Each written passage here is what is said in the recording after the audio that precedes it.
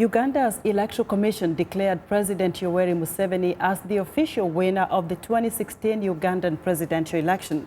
But the country's main opposition party, the Forum for Democratic Change, has rejected Mr. Museveni's victory. VOA's Paul Ndiho has our report.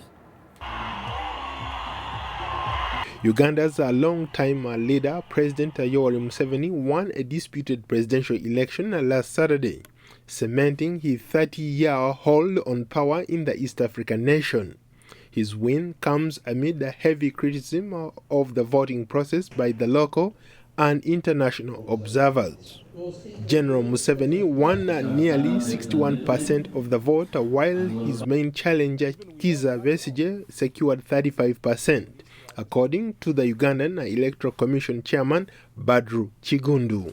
Bringing more than 50% of the valid votes cast at the election, the Commission declares Yoweri Museveni elected President of the Republic of Uganda at the presidential election held on 18 February 2016. Edward Kukan, chief observer of the European Union mission, criticized the ballot process and says the election was conducted in an intimidating atmosphere and that the nation's Electoral Commission is not independent.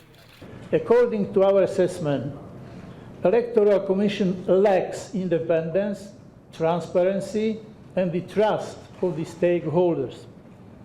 It narrowly interpreted its mandate by limiting it to the organization of the technical aspects of the elections.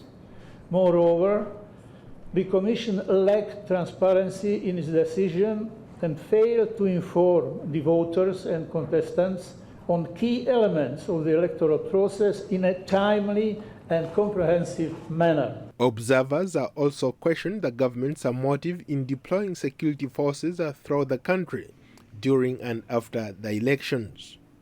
The government says that it did so to ensure a peaceful outcome, but some voters dispute that, saying that the government was trying to intimidate them. Museveni has not won. The election has not been fair, free and fair. The election has been, they have brought army here, policemen here. They are trying to threatening people here.